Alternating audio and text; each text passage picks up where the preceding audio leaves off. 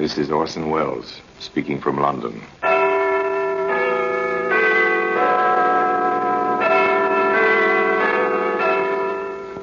The Black Museum. Here in the grim stone structure on the Thames, which houses Scotland Yard, is a warehouse of homicide, where everyday objects, a light bulb, a broken mirror, a stained blotting pad, all are touched by murder. Here's an auto service card, issued by a garage to show that a certain motor car was oiled and greased when the speedometer reading was 15,001. According to the card, his car had done 5,001 miles on the first. By the following day, he'd added another 160 miles to the speedometer reading. And he told you, Inspector, he hadn't been on any long journeys. He'd forgotten the speedometer reading on the service card. They all overlooked something. And the harmless-looking service card, which George Dalton overlooked, was instrumental in convicting him of the brutal murder of his own mother and father. That's why it's earned its place here in the Black Museum.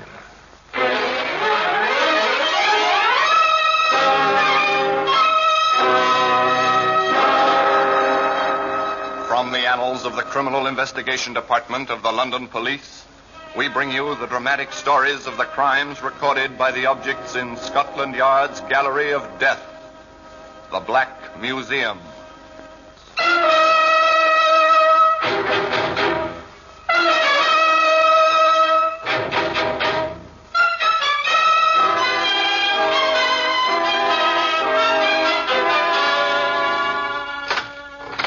Now, here we are in the Black Museum. As beyond these stone walls, the life of London flows as ceaselessly as the muddy waters of Thames. Here, it's silent. Let us walk under the frieze of death masks, the masks of criminals of bygone days, suspended grimly under the ceiling. That glass funnel means nothing until we stop and read the card beside it. Once this funnel was used to pour acid over the body of a woman. Insignificant in itself, easily broken, but it was strong enough to hang a murderer. Now, here's a pair of spectacles. Over there's a powder puff. And here's what we're after, the buff-colored service card. As I open the showcase and take it between my fingers, I ask you to come with me back to 1947. We're calling it the quiet suburban house of Mr. and Mrs. Dalton, live in South London. It's a respectable district populated by respectable middle-class people, but the Daltons are in trouble. The cause is their only son, George Frederick. They are discovering that George is not as other young men of his age. To his parents, he is, at the age of 23, a problem child. He's not a bad boy, Fred, you know that. But he just doesn't seem to settle down. I know his trouble. Oh, don't be too harsh on him. He won't work. That's what's wrong with the young devil. Oh, Fred. Well, how many jobs has he had since he came out of the army? I don't know. So many you lose count. And even the army couldn't do anything with him. Absent without leave half a dozen times. He spent more time in detention than he did on the drill square. Shh. Here he is. Oh, dear, he's upset again. Now I expect you'll turn the radio on. Oh, George, for heaven's sake, don't turn that radio on. I've got a headache. Oh, go to hell. What did you say to me? I told you to... Here, you get away from that set. Jerry, you put your hands on me. Go to your room. But I'm sure... You attacked me. I'm sorry, Dad. I'm sure he didn't Go to mean your it. room. I didn't mean it, Dad. I'll sweep up this mess and we'll have some tea, shall we? All right, young man. For your mother's sake, I'll forget it. But I'm getting straight on the telephone to my old friend Jim Spencer. He's got a jeweler's shop in Clapham, and he meets a lot of people. Maybe he can advise me about fixing you up with a job.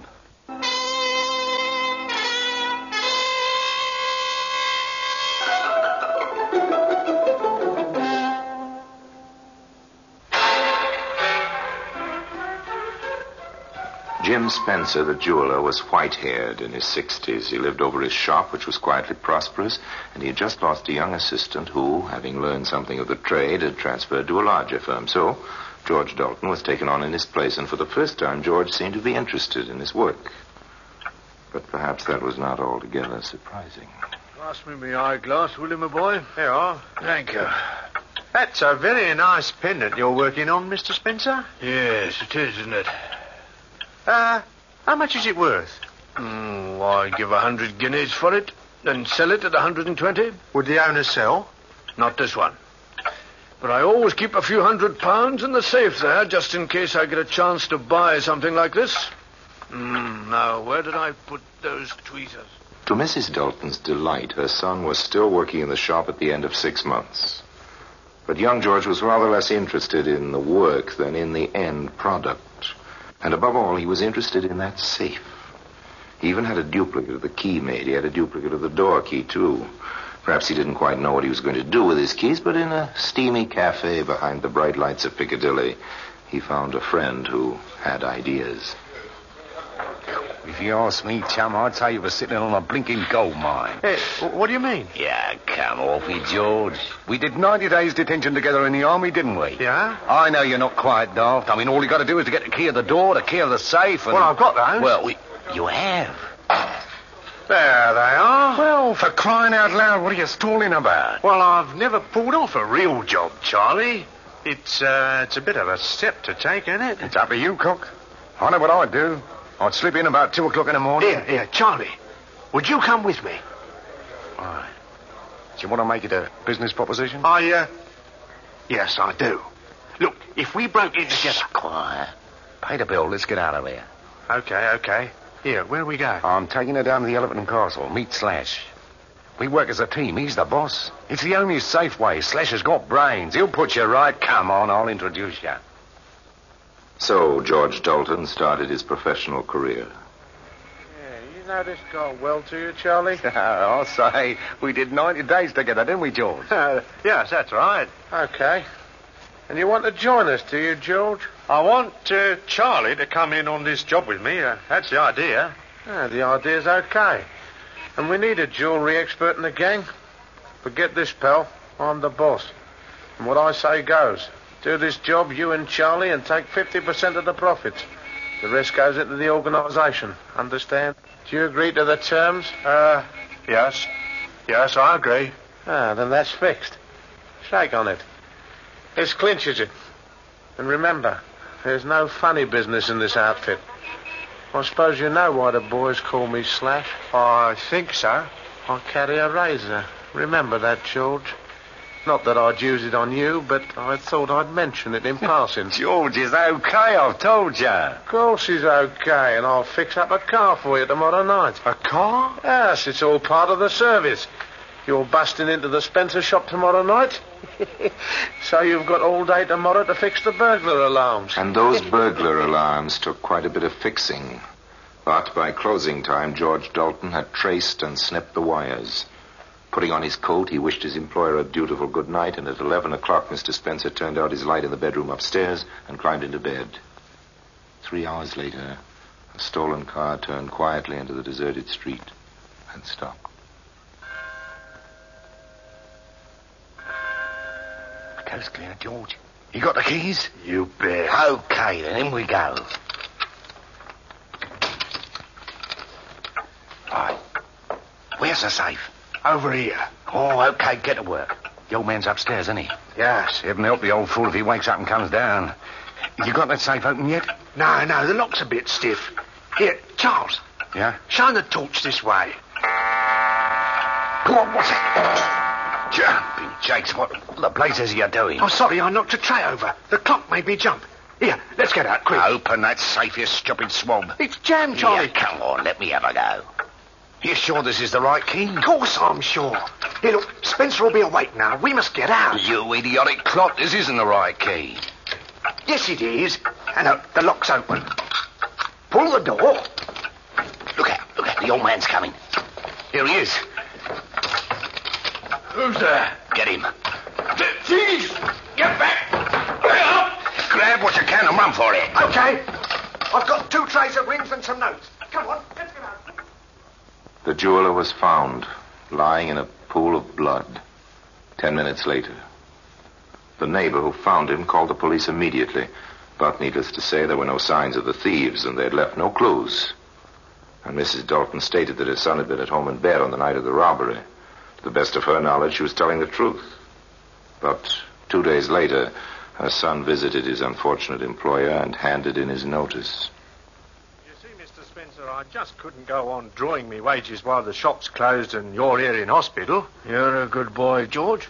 I only wish you knew enough about the business to carry it on for me, but I thought it wiser to put the stock away in the bank in case those rascals came back. I only wish I could get my hands on them, the dirty swine. Well, luckily they didn't get away with anything worthwhile. What do you mean? I thought, did you? What did you think, George? I thought they'd cleaned you out. No, I'm too old a bird to leave valuables in the shop safe at night. I take 'em all upstairs to a real safe. I only leave the pay stuff down below. Didn't I ever tell you? No, you never told me.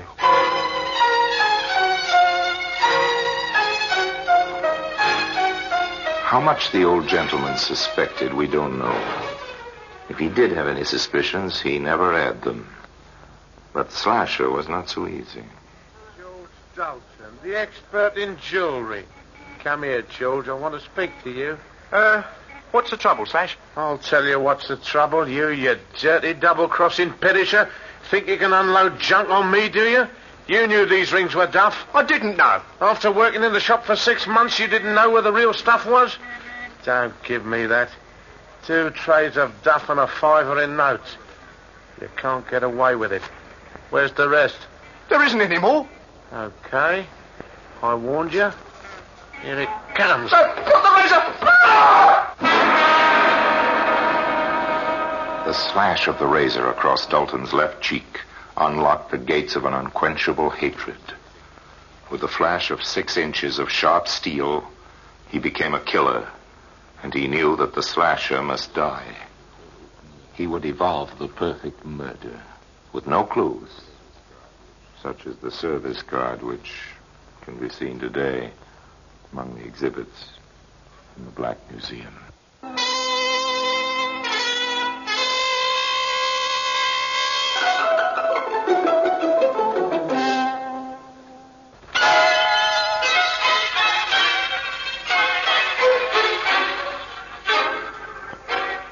We return to Dalton, the killer. With blood still streaming from his cheek, he smiles at the slasher. And for the first time in his life, that individual is surprised, taken off his guard. I suppose I asked for that. Get out of here. You're not pretty. I've got your brand on me now. I've got to be one of you. What do you mean? You're a man of action. I like that, even if it hurts. Give me another chance. I'll do better next time. I never knew they made 'em so yellow. Get out. You stink. I've got a date here with a smasher and you might scare her away. Now scram. Here she comes. Henry, is that you? Right here, Toots. I never knew your name was Henry. Get. Oh, hello, what's happened? Oh, he's had an accident. Just going. Hello there. Are you hurt bad? No, it's just nothing much. He's no friend of mine, Brenda. Come on, let's go. Okay. Good night, Henry. Good night, Brenda. I'm going to say some more of you. That's right, Dalton. You've made your choice. You're going to start with a girl. That will hurt him. Follow them. They go into a cafe. Have a meal. You wait in the shadows. They're coming out at last. Follow them again. Into a mean little street. Oh, yes, this must be where she lives. You're going to let me in, aren't you, Toots? No, I'm tired. What's the matter with you tonight? I don't know what you did to that fellow. Oh, for Pete's sake, you're not still beefing about him. I know what you did, and I'm no prude, but I don't like razors, and you know it. Good night. No, look here, wait a minute. Okay, if that's the way you want it. See you tomorrow. He's gone. Suppose we knock on her door. Yes, knock on her door. See what happens. Cheeks still bleeding. Look, I told you to... It's me. What do you want? Have you got something I can put on this cut? You followed us? Yeah. Why? I don't know. I need help. Oh, if he comes back, he'll kill you. Here, come in quick. I don't know why I'm doing this. I must be crazy. Here, come into the kitchen. I'll bathe that cut. Well, I'd better go. I'm a nuisance. Oh, you can't go now. Come over to the sink. Well, if the cops saw you in this mess, they'd take you for questioning. Here, hold your face over the water. Righto. What's your name? George Dalton. Henry says you double-crossed him. I didn't. It would be so easy to squeeze that pretty throat of yours, Brenda. But you're too lovely. Much There. too lovely. Now, keep still while I put some plaster on. It's lucky the cut isn't deep. Huh? How'd you feel? Oh, fine, thanks. Oh. I suppose I'd better go now. I don't understand you, George. You know, you're different from the others. What others? I suppose you know what sort of girl I am. I don't care what sort of girl you are, but I sure like you. Well, you're decent. Perhaps you should go. I'll do just whatever you say. Oh, your shirt and coat are all covered in blood. I can't turn you out like that. You better spend the night, and I'll get you some clean clothes in the morning. Brenda, I never felt like this about anyone before. I don't know what to say. Funny. I don't either. Well, I'll put the kettle on and we'll have a nice cup of tea.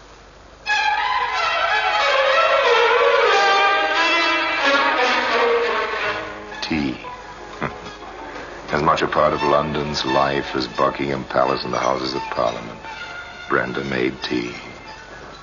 The next morning she went out and bought her new lover the clothes he needed. He put on the clothes she'd brought him and went home.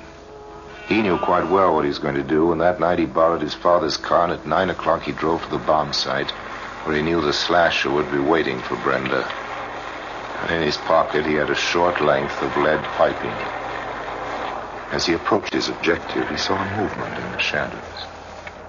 It was the slasher. Well, if it isn't the jewel expert. Yeah, you come into money? Hello, Slash. How you doing? Well, what's the idea?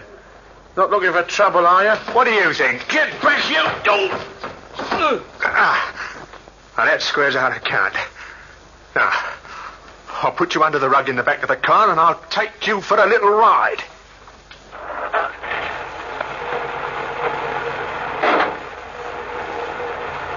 The little ride was to a deserted bridge over a railway. Dalton lifted his victim onto the parapet. Then he paused. Just before you go, I wonder how much you've got in your pocket. Anybody coming? Good. Oh, yes. Quite a few notes here. Thank you, Slash. Thank you very much. Goodbye. And quite gently, Dalton eased the unconscious man over the edge. After that, it was easy. Brenda, like the old jeweler, may have had her suspicions, but she kept them to herself. Dalton had money, taken nearly £100 from the slasher's pocket before pushing him into the path of the oncoming train. That £100 lasted just 2 weeks. 2 glorious weeks. The happy couple celebrated those weeks in the famous seaside resort of Brighton. Then, on the morning of January the 1st, 1948... with funds running low, George Dalton took his father's car into the Carduck service station to be oiled and greased. Now, why did he do that? Superintendent Brandruth of Scotland Yard has the answer. There is no doubt that Dalton had already decided to drive to his parents' home and ask for money. He had insufficient funds with which to pay his hotel bill, and it was essential for him to receive help from his father. His father was always particular about the regular servicing of his car, and the son doubtless had this carried out in order to produce it as a sop for his father's wrath. And the speedometer reading was 15,001, duly recorded on the service card. So George Dalton drove the 50-odd miles to his home on what was to be his fatal journey. He was hampered by fog on the way, and when he eventually turned into his own street, the fog was very thick. Stopped the car outside his parents' house, went inside, and got down to business. I'm sorry, Father, but I've got to have the money quick. Well, who the blazes do you think you're talking to? You take my car for a weekend, you keep it for a fortnight? Well, I've had it serviced. I don't care if you've had it rebuilt. You'll never drive it again. Billy nearly got onto the police and reported it stolen by you. And now you have the infernal impudence to demand £50, just like that. If I don't have it, I'll go to prison. The hotel won't Then you'll wait. have to go to prison. You'd have gone there a long time ago. It might have brought you to your senses. You're my own son, but I'm disgusted with you. Go on, get out. You can't send me away. Can't I? There's the door now. Now, go on, get out. Oh, no, you don't. Take your hands off me, you young rascal. Your mother. Give me that money, will You're you? mad. You're choking me. George, what have you done? He's dead. Stop that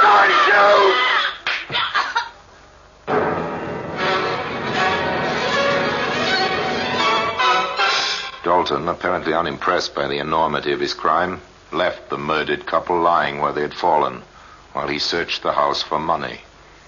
He found just over £30 of his parents' savings. He drove the car into the garage, put his victims in the back, and covered them once again with a traveling rug. Then, as he cleaned the house and locked up after himself, as darkness fell, he drove to the nearest bridge over a railway.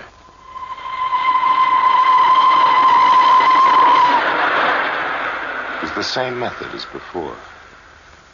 And when it was over, the murderer drove back to his lover in Brighton. But when he arrived, she had grim news for him. George, tell me you didn't do it. What? What are you talking about? Your mum and dad. Ah, you're mad. You don't know what you're saying. Come into the other room, quickly. Brenda, what do you know about my mother and father? Now, tell me. So you did do it? No. I know you did it.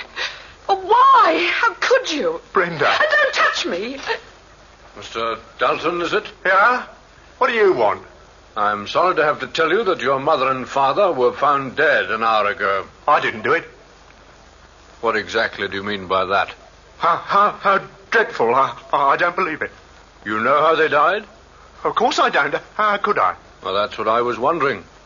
Could you give me an account of your movements today? Yeah. I spent the day here with my fiancée. You haven't used the car outside. Oh, we drove to New Haven. That's 8 3/4 miles. 17.5 there and back. You haven't been anywhere else? No. The car's been here all the time? Yes. According to the garage people, you had the car serviced this morning. Yeah? The speedometer reading then, according to the service card, was 15,001.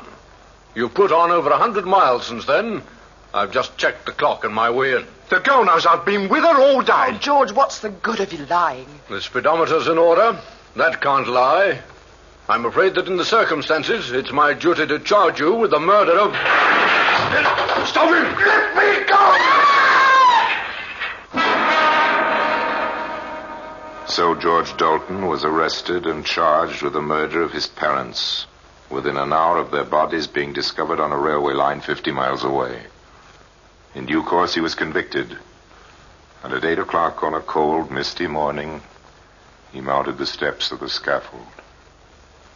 And he told you, Inspector, he hadn't been on a long journey. He'd forgotten the speedometer reading on the service card. They all overlook something. And that is why the service card has earned its place here in the Black Museum.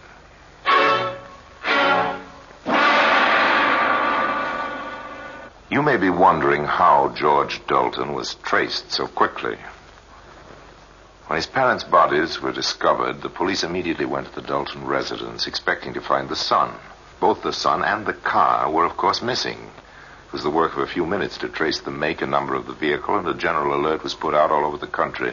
Police officers visited garages, and the telltale service card localized the search to the Brighton area, where Dalton's name was recognized in the hotel. The girlfriend was questioned while George Dalton was already being tailed by a police car into the hotel forecourt. At this stage, of course, there was no evidence against him, but the police allowed him to get into the hotel before questioning him. So they proved the theory that by giving a criminal just enough rope, he'll surely hang himself, which is what Dalton did, with the aid of the buff-colored service card, which has earned its honored place here in the Black Museum.